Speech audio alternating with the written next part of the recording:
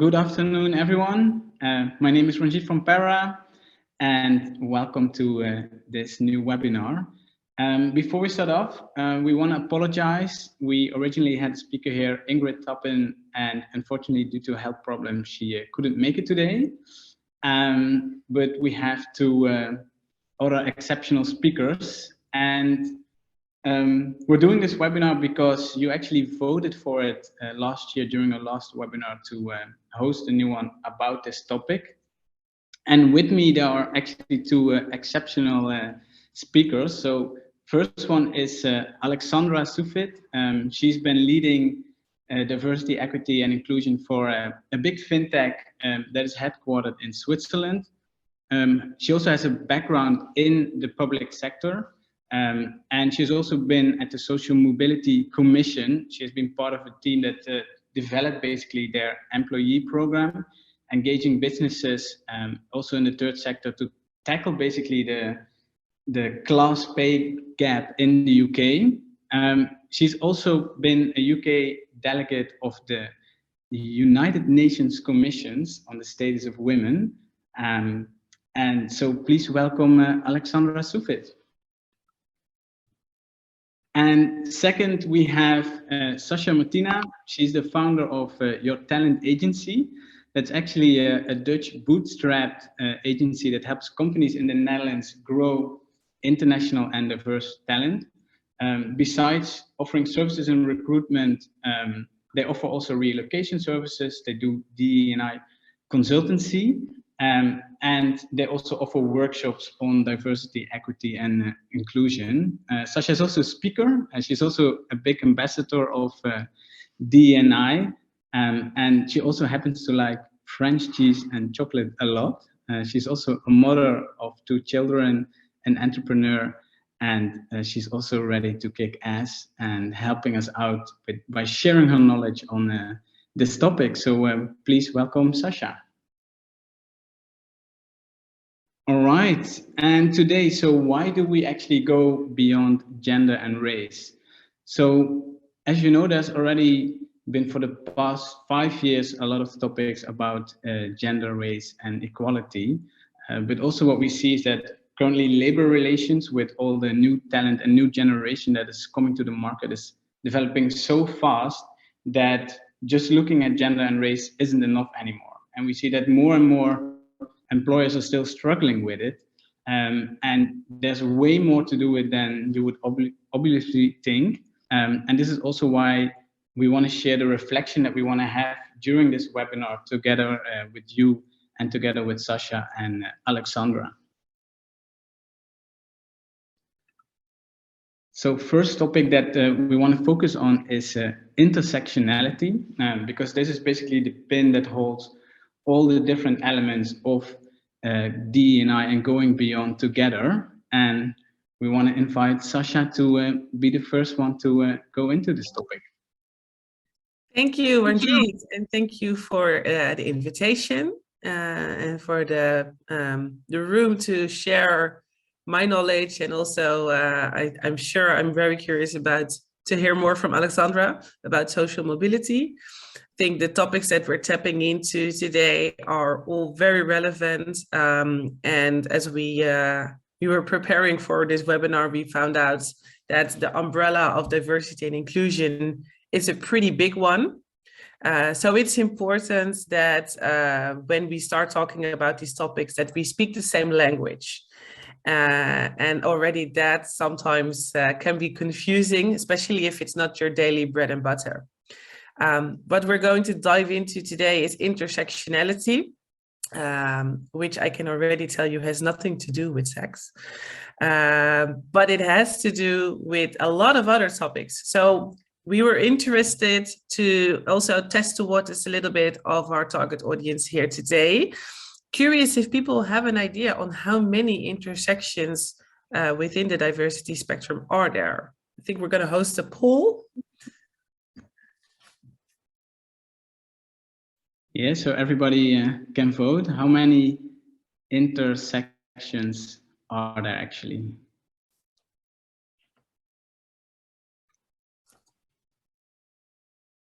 Oh, that's a pity, I can't vote. No, because you're a speaker, Sasha, so there would be bias, right? Little bit biased.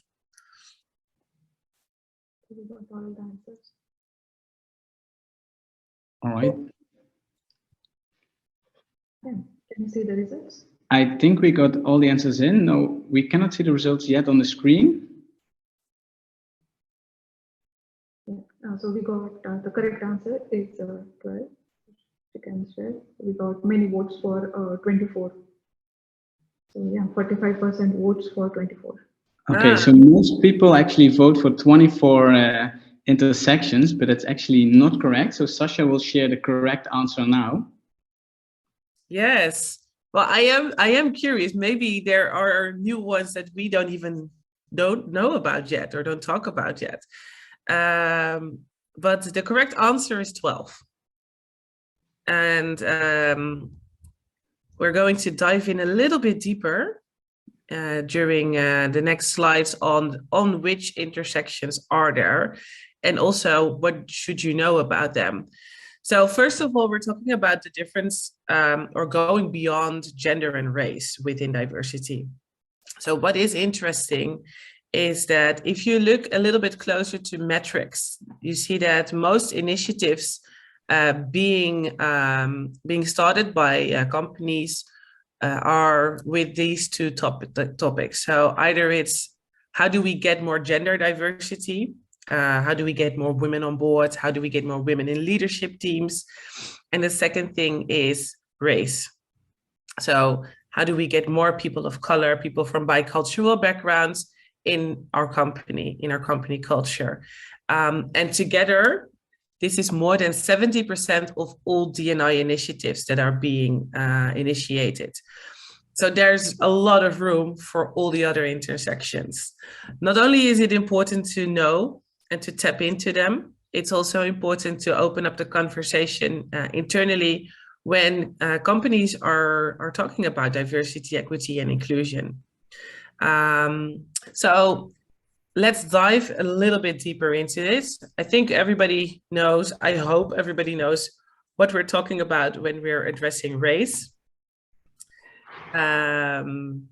So let's dive a little bit deeper. Or do you think, Gurunjit, we should tap into? No, I think it's good, and maybe to for the audience to just explain a bit about race, because I think not everybody always has a fully understanding of what we mean by this, because sometimes it gets mixed up. So maybe it's good to explain to the audience quickly what it is and then how you can indeed apply it. Exactly. So the challenge is with race, religion, is that it's sort of is the same, but it's not. So obviously, if I have to call out an example about religion, let's talk about the Islam, for example. If you are a believer of the Islam, that's your religion, but it's not necessarily your race. Your race can also be Afro-American, you can be Caucasian, you can be, it can basically be everything. So it's important that race doesn't always mean religion, and religion doesn't always mean race. You see that they are also split up. And it's important to understand why sometimes it's easier to talk about race than about religion. So for starters, race is something that a lot of times people can already see. So everybody that's looking at the webinar right now can see that I have a different race than Ranjit, and we also have a different. I also have a different race than Alexandra. But maybe behind the scenes, what you don't know is maybe we follow the same religion. So what you see and what you can't see are already very different topics to know, to learn, and also, of course, to respectfully engage with when it comes to your staff. When we dive a little bit deeper, one of the things that a lot of people also struggle with is the difference between gender and sexual orientation.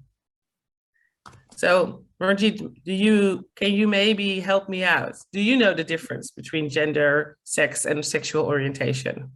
No, for me, it's not always clear. I think gender is basically what you physically would be, but sexual orientation could be something that you prefer, right? That's not bound to how you are built physically, let's say it like that. Yeah, exactly. So gender and sex is the first one that goes together, where gender is more about the cultural and environmental meaning of the differences between men and women or other genders. And sex is how you identify. Yeah. Sexual orientation has more to do with your personal life. So who do you feel romantically or sexually attracted to? And within that spectrum, even there's a lot of subdomains. So of course. And from your experience, Sasha, what is it then why you think that companies are still struggling with this? Because it sounds very logical if you explain it like this, but you also serve with your company, a lot of other companies, with talent. So why do you think that the companies are still struggling?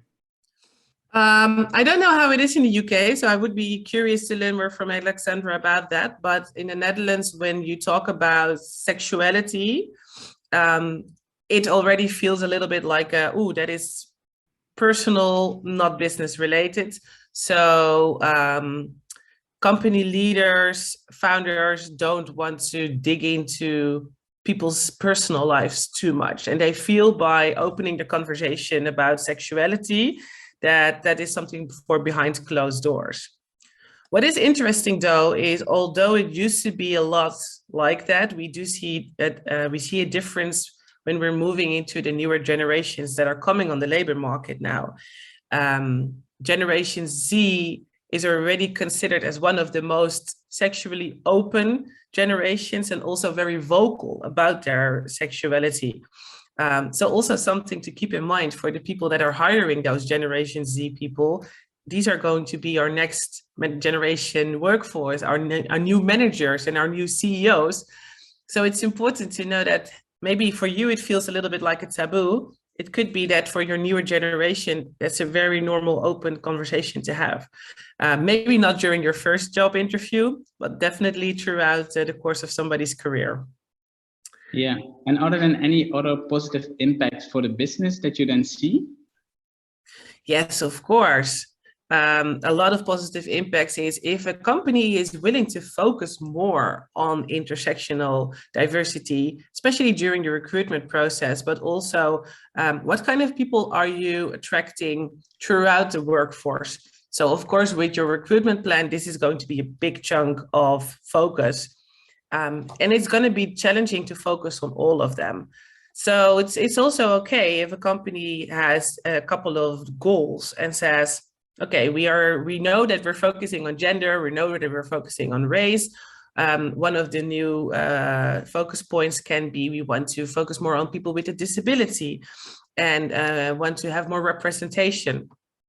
So the more diverse your workforce gets, the more innovative the results get, the quicker decisions are being made, the better chances there are that people will stick with you. That's a big topic that a lot of companies don't focus enough on. So they see a lot of times the long-term positive outcomes, but there's also short-term positive outcomes. We see that, for example, retention. So the people that are leaving your company within a certain period of time can definitely decrease if you focus more on building a diverse and inclusive workforce. So this is just to name a few, but the list goes on and on. Yeah, and what is then intersectionality not about? Well, we already started with it. It's definitely not about sex. It's also not about digging too much into people's personal lives. It's not about making people feel uncomfortable. The goal is really to make people more comfortable, and everybody at its own pace. It's really definitely about being vulnerable, and especially for leaders. This is you're tapping into topics where sometimes people don't always feel comfortable with, coming from socioeconomics background, that it's not okay to talk about race, or it's not okay to talk about the differences in gender, or people have an unconscious bias and they don't really know how to address it, so they just shy away from it. You can't really make mistakes if you're staying curious and if you're staying open-minded. So it's more to look at all the positive that can come with it, and educate, know what you're talking about, learn about the different intersections, and ask your people, where do you fit, and do you feel comfortable to talk about this? Because you will see what happens, and we have a lot of nice examples of companies that are opening up the door and basically initiating open mic nights, where they tap into the different intersections and ask people from their workforce to take the mic and share about what is their, for example, their socioeconomic background, what is their gender, and what does it mean, and how can they use that to also become the best version of themselves, because it's being totally accepted and it's a safe space in the office to talk about these subjects. Yeah, so these are basically some tips then for the audience to take away, and we put them here on a slide to make it a bit concrete on what Sasha says. It's basically the first steps on things that it's pretty easy already, I think, to do, right? To help on this subject. Yeah. So education and training of leadership, and it's not just leadership, of course. I think everybody that is a professional should at one point have access to learning and education around diversity, equity, and inclusion topics. But it does start with leadership, and it starts by speaking the same languages. So even the basic words around diversity, equity, and inclusion should be trained if not everybody knows what they really involve. Understanding how your workforce looks like, that's already where it starts, because if you want to focus beyond gender and race, so we can most of the time see and know what somebody's gender is, and same goes with race. But even then, you don't know everything until you have actually measured it. So what we advise is just do an annual or a biannual survey. You can even do anonymous surveys and learn a lot about what kind of people are actually working for you. How is that representation? Look at local data, look at global data, and see, are you really building on a representative workforce there? Create a safe space for expression, which I think tapped into what I said earlier. Know what you're talking about and give people the room to talk. Give Gen Z a voice in the recruitment process. It's also a little bit about know that Gen Z is a different generation. I'm also still honestly figuring out all the bits and pieces around Gen Z, but they are coming on the market if they're not already your intern or your starter in your current team. So talk to them and also ask them, like, what do you want to see? And are we really making enough effort? What do you think we can do with the means that we have to make it more visible? And don't let bias get in the way.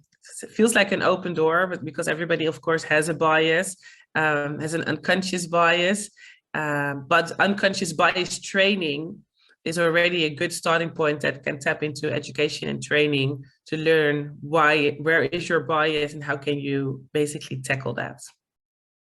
Yeah, great. Thanks for sharing, Sasha. And I think also, especially you with your talent agency and how you recruit international talent. I think besides the intersectionality, there's also a pillar that sits under it, right? Under the social mobility part, which I think is extremely important and also a topic that maybe not everybody fully understands. And we want to dive a little bit deeper on this as well. And this is why we brought in Alexandra, because she has so much experience on this, and she will share some insights from her perspective. Hi. Hello. So nice to see you all. And I'm joining you from London today, which will account for the British accent. But I'm actually half Dutch. So you could say that I have a little bit of a cultural mesh, but I won't attempt to do this presentation in Dutch, if you don't mind. I wanted to just start with a couple of images, and that's the Dutch and the UK government, and just to ask a question really about which you think is more diverse. And it's a little bit of a trick question, so I'm going to let you answer that very quickly. Yeah, so you can vote. Which government do you think is more diverse, the Dutch government or the UK government? I think once we have the votes in, we'll show the results on the screen.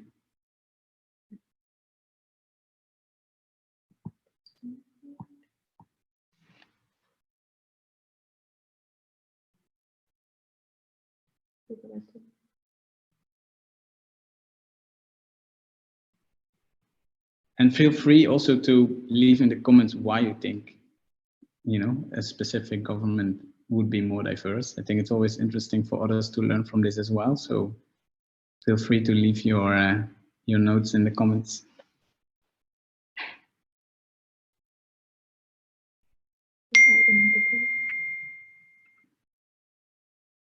All right. Oh, interesting. I think I gave the game away a little bit by saying it was a trick question, but never mind.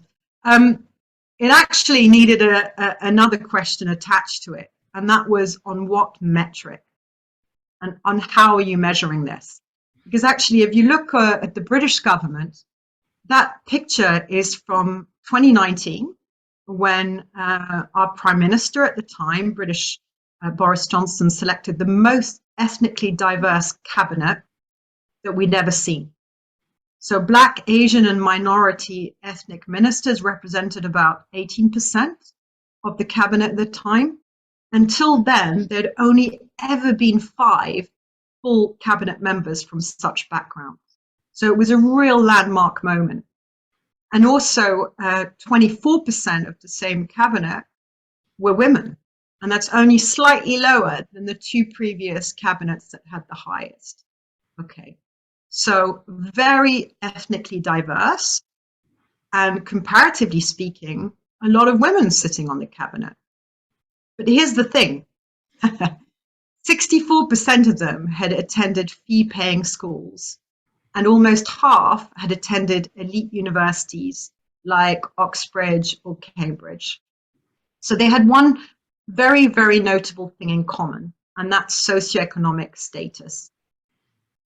And it's a really important aspect to be considering, because not only in politics, but of course also in the workplace, because we all want to live in a fairer society, or we want to work in a fair company where if whatever background you come from, whatever you look like, you're paid fairly and you're treated decently.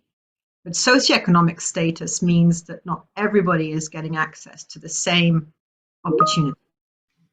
So, Alexandra, basically what you're saying is, you need to look further than the standard metric of, gender and race. And then that also brings me then to the next question then, right? What is then exactly social mobility? Absolutely. Well, I mean, going back to the intersectional piece, it often does intersect. But what social mobility is the movement of individuals or families or groups up, but also down the social ladder. Okay, so it's like moving from low income to middle class, let's say. And it's the link between a parent's occupation or their income and that of their parents. And like I say, in a fair society, hopefully that these things should not be determining our future, but they do. We all know that. We've always all got to be aware of that. And it means that current structures mean that your circumstances at birth, what family you were born into, is going to impact your life chances. And then that impacts a lot of things. So it impacts, inequalities in health and education, but also, of course, in the workplace. So there can be quite a big pay differential for people. All other things are equal, just based on the fact that they come from a different socioeconomic class. Yeah, and why is it then that companies should actually be aware of it, because what is it then, you know, first, why should they be aware, and what is it then that you can do basically as a business to tackle this?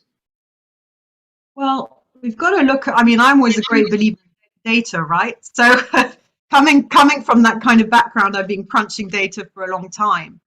And if we're looking at the diversity piece, we really got to factor in everything in a sense. You can't solve everything all at the same time. You've got to be aware of how things connect up.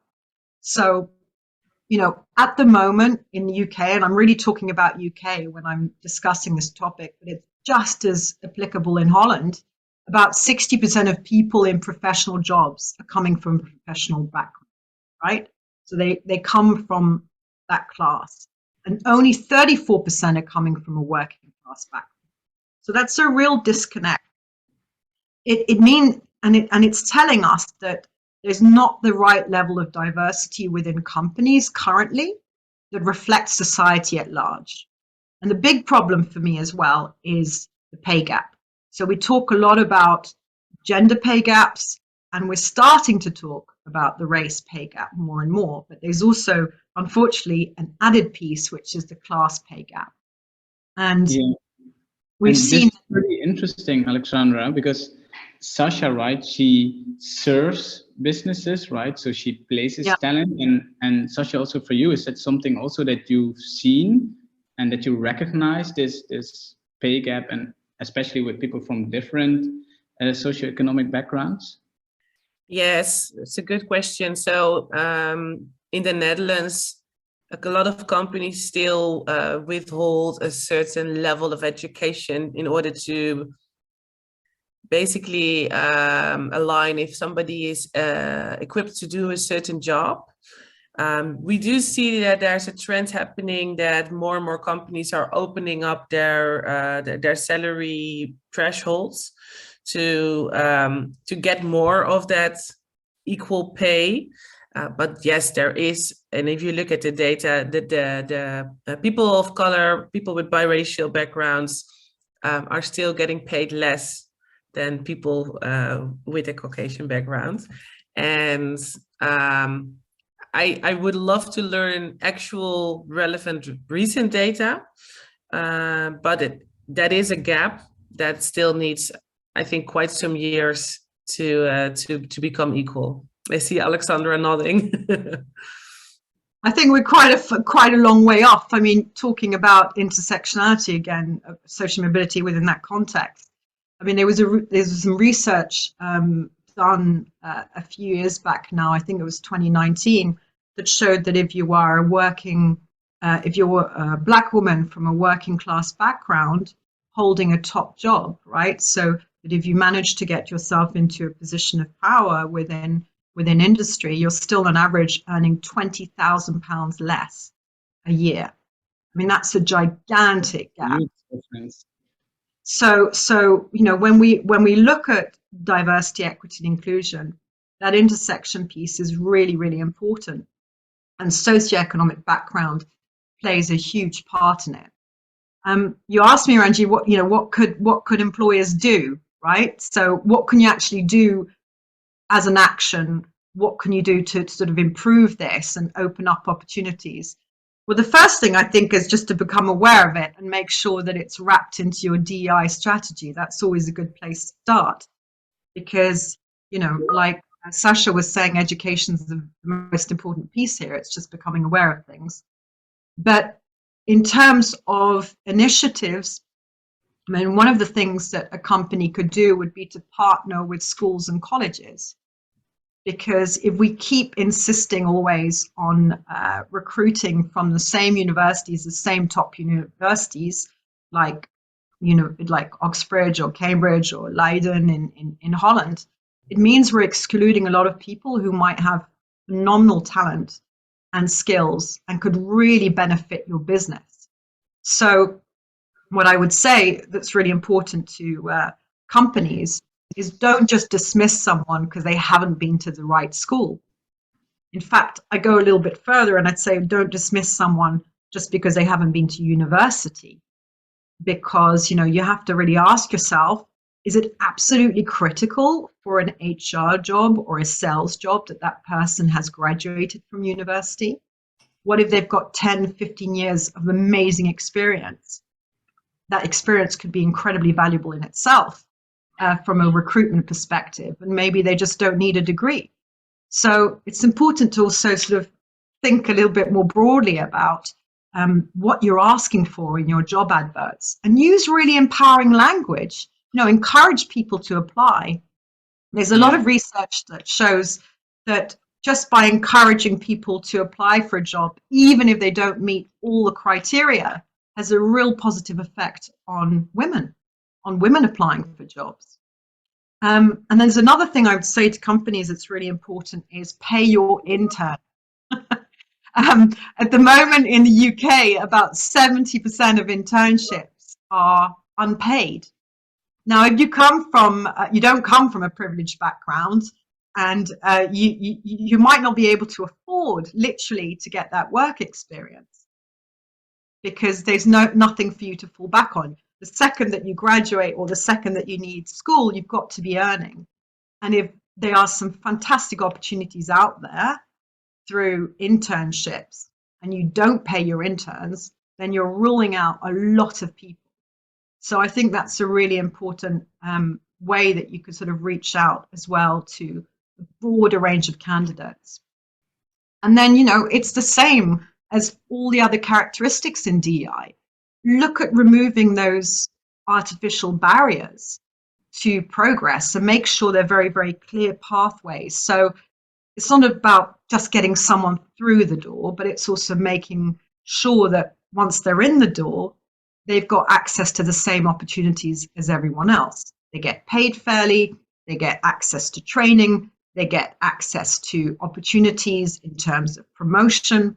So it's about making sure that it's fair for everybody and everyone gets the same opportunities. And then culture. I mean, you know, as Sasha said, you've got to lead from the top, right? And it's really important that you sort of showcase role models and that you encourage people to talk openly about their background, because it's time that we sort of remove a lot of this stigma, a lot of this taboo around these conversations. Because I really feel myself that it's only by talking more openly about these things that we can get to like proper concrete solutions. And the last thing I'd say is data. You know, these conversations might be uncomfortable to have in a public forum, but there's nothing to prevent you from gathering that data through an anonymous third party. And that removes the nerves, if you will, the kind of taboo around things, the invasion of privacy. You have to build trust, and you have to make sure that people understand why you're doing this, why you're collecting the data. But we have to know where we're at in order to sort of progress and measure, right? So if you as a company don't know how many people you employ that are women or Black or from that particular sexual orientation or that particular socioeconomic background, there's no way of you measuring, there's no way of you benchmarking, and there's no way of you progressing and measuring that progress. So I think the data for the UK certainly is a really important piece. Although for some other countries it's a little bit more complex, such as France, because of the legislation around racial profiling. But certainly in the UK, that's something that we do quite commonly.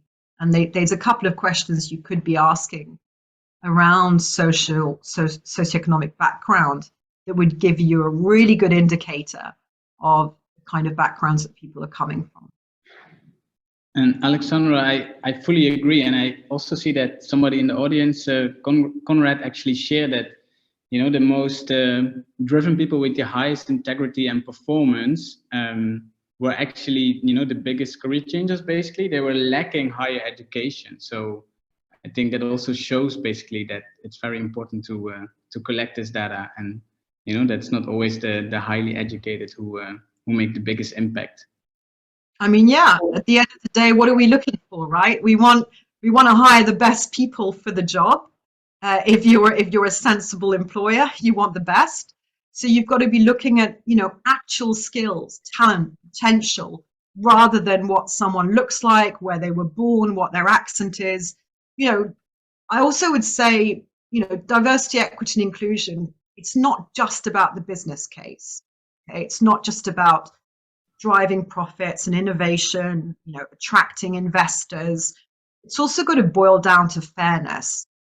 And regardless of, you know, what background somebody comes from, it's only fair that they gain access to opportunities that they deserve, right? So I think sometimes we get very caught up in these sorts of conversations, but it's important to remember what we're really asking for here. It's about being paid fairly, treated decently, being given access to opportunities. You'd want it for yourself. So in a sense, it's our collective responsibility as colleagues and as employers to make sure that that happens. Yeah, and Alexandra, that also brings me actually to the next topic, right? Because even within diversity, equity, and inclusion, there's still one aspect that we have, which is, you know, neurodiversity, which is also still a very unexplored field, as we know, you know, by data that, you know, roughly 20% of all people actually fall into this spectrum. And I think also here I would like to invite Sasha, because she actually is one of the persons that falls into this category, and has a lot of experience and knowledge about that she can share also on how you can actually leverage this, and especially in what you mentioned, Alexandra, in the fairness, right? How to do this and how to look at this. Yeah, thank you. So what I was thinking when you were explaining, Alexandra, about your topic and your specialty, again, I always come back to a very powerful quote, which is not from me, unfortunately, but I've heard in a session of another diversity and inclusion speaker. And she always says diversity is a fact and inclusion is a choice. So the facts are not lying. We know, right, what you said, diversity drives more profit, diversity drives more innovation, but just focusing on just that, it's not going to build your inclusive workforce. Building inclusion really is a choice. It means every time things arise, you choose to address it, you choose to sit down with somebody and you choose to make a different decision because you know that's going to be impactful for not just your business, but mainly for people. That's where your fairness answer, I think, also tapped in very nicely. So with a little hook to the neurodiversity spectrum, yes. So the most recent data says that between 15 and 20, so we rounded it up a little bit, and I will also explain why, of all people, and that is everybody globally, fit somewhere in the neurodivergent spectrum. Why the data is still, this is, I think, a lot of untapped territory, because we're just figuring out how many people are actually somewhere in the spectrum. How many different layers the spectrum actually has. And a lot of people are undiagnosed. So even me, I already knew and I sensed for a long time, like, think things are different. Sometimes my brain seems to be wired differently. But yeah, always feeling different. It's not always like the nicest way to enter the conversation. So you sort of learn to live with it, and you put it away until somebody explains to you, like, hey, this is a serious topic, and it also is interesting and serious enough to investigate for yourself. Because once you get the results and the outcome, you learn to embrace the fact that your brain is sometimes wired differently, and also makes your position sometimes even more powerful, because you can explain all the benefit it becomes instead of hiding it. So what I think is good for a lot of people to know is, when we're talking about neurodivergent or neurodiverse people, we're talking about conditions such as autistic spectrum disorder, which we acronym to ASD, The biggest one that most people know, I think, are autistic spectrum disorder and ADHD, which is attention deficit hyperactivity disorder. But you also have ADD, which is another sort of, it's close to the ADHD, but also things like, which a lot of people don't know, is, for example, dyslexia, Tourette's syndrome, but also dysgraphia, dyspraxia. So there's a lot of things that are falling under that neurodivergent spectrum. So it's, again, I think, tapping into what we said earlier: educate, learn about all of these different things, and also encourage the people that are vocal about it to stand up and explain and educate your workforce. It doesn't always have to come from expertise that you have to hire from outside of the company, because the chances are that you already have a couple of neurodiverse people working for you. Either they don't feel comfortable yet maybe addressing it, or they're still investigating it themselves. A lot of researchers think that the actual percentage is actually higher than 20, but because a lot of people get diagnosed on a later stage, especially women, because women have very different ways of showing all of their neurodiverse outings than men. And I remember when I was a little girl that I had a couple of boys in my classroom, and they were always very busy, very quickly distracted. And that was sort of the red flag of, oh, that must be somebody who has, and the only flavor we had back then was ADHD. There was almost nothing else. And can you imagine that there's over 10 different spectrums within neurodiversity that we're just figuring out that what all falls under that. So instead of looking at it from a negative objective, again, I would like to challenge everybody to hire and retain people who come from a neurodiverse background. So a couple of reasons, because I can make an endless long list about this as well. It will definitely give your company and your team a creativity boost, because people with a neurodivergent background tend to have a tendency of being very creative, very problem solving. If you look at the biggest tech minds of the world are almost all people with a neurodiverse background. Steve Jobs, Elon Musk, the big tech change makers of the world all have a fall somewhere in the neurodiversity spectrum. So it goes hand in hand with an innovation boost, because neurodiverse people tend to solve problems 140% faster than if it's just neuro-inclusive teams. So this is still rough data, because we don't know the exact numbers yet worldwide. So this is all estimation. But there have been some very interesting researches done by different companies that really focus on hiring more neurodiverse people, and then tend to say, how is that impacting the business? So for example, the example I just mentioned is from Hewlett-Packard. They had a campaign going from 2019 to 2021 where their main focus was, this is from the US, by the way, hiring more people with a neurodivergent background, and in the meantime measuring how it impacted the decision-making process and the innovation within their teams, that they placed people with a neurodivergent background.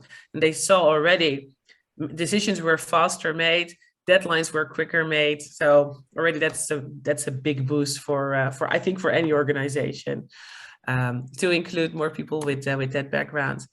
And what I always personally like is people from a neurodivergent background are the challengers of a team. They're the one that are asking the annoying questions on, should we really spend budget on this? And is this really the right idea?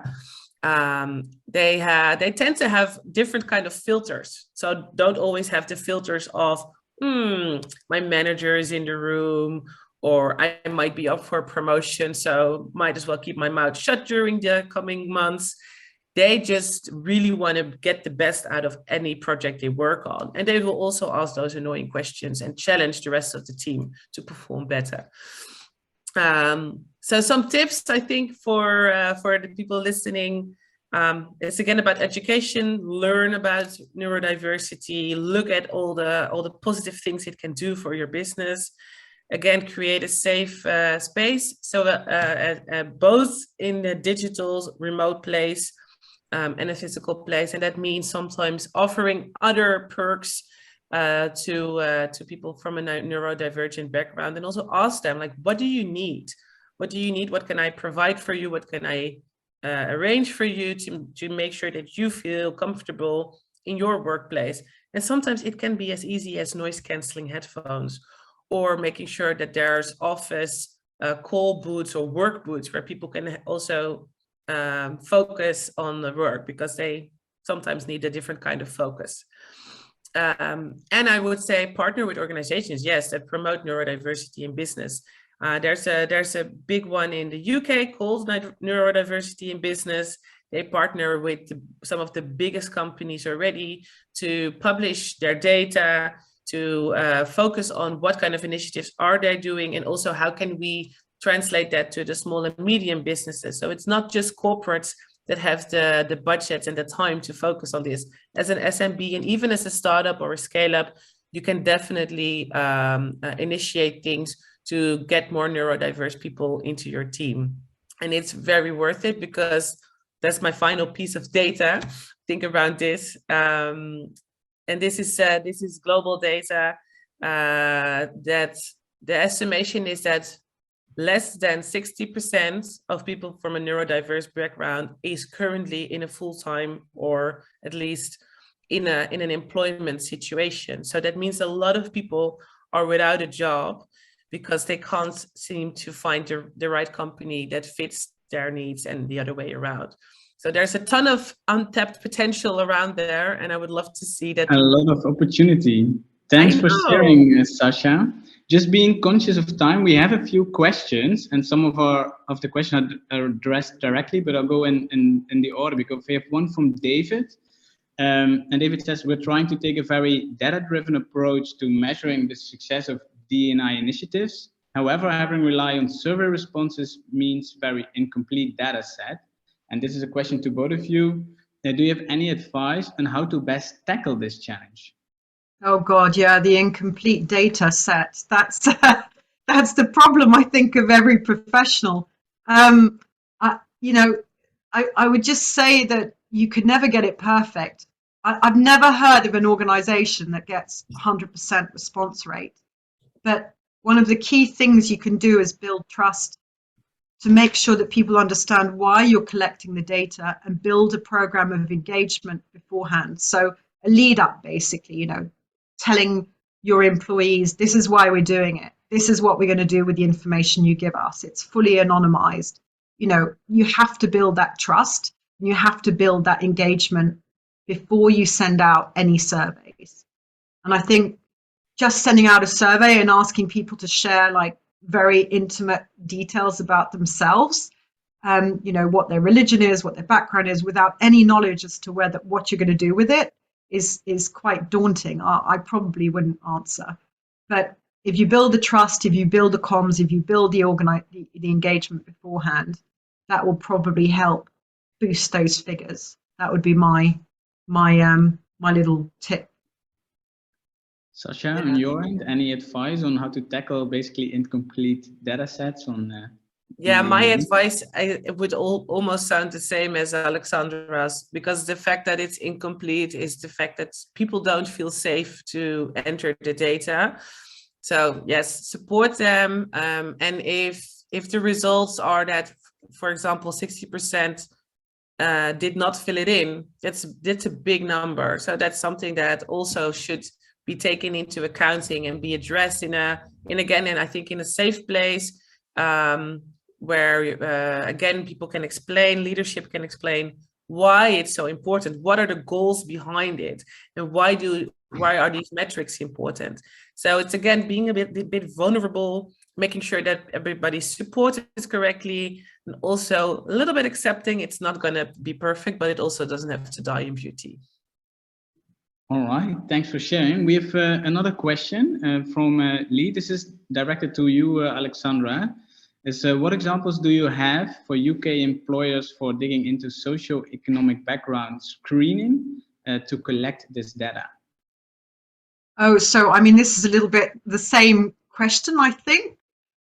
There are lots of amazing examples. Actually, you could look at Channel 4. So Channel 4 has sort of released quite a lot of kind of data or metrics around what they did and their initiatives, but there's quite a few of them around.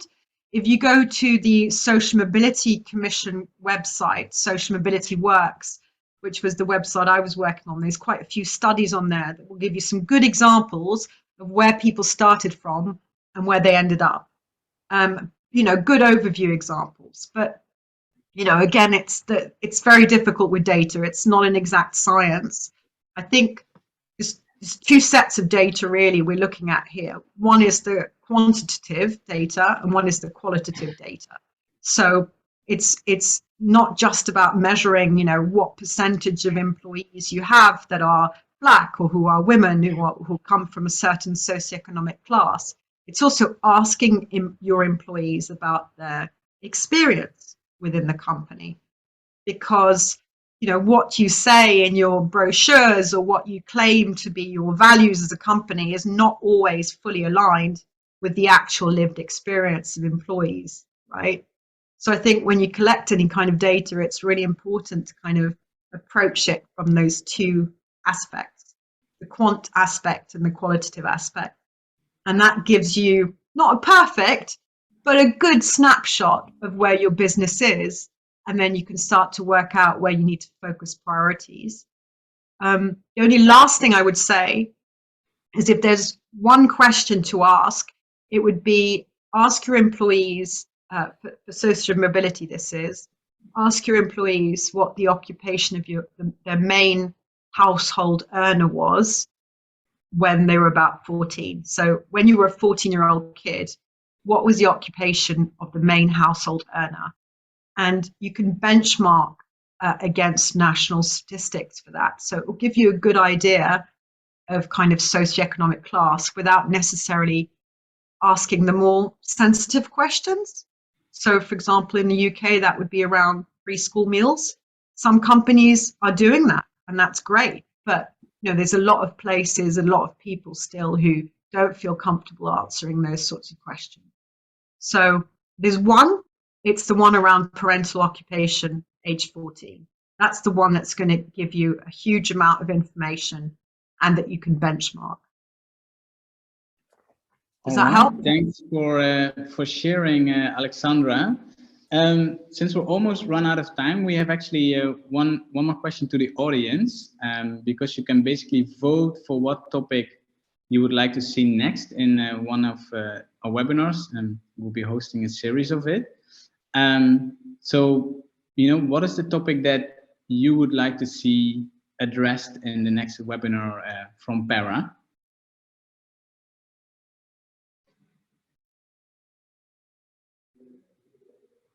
And there's a few options. You can pick only one.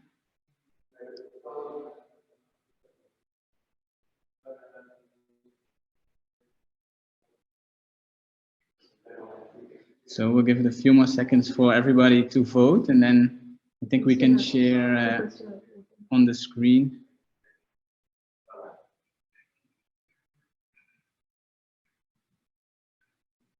All right.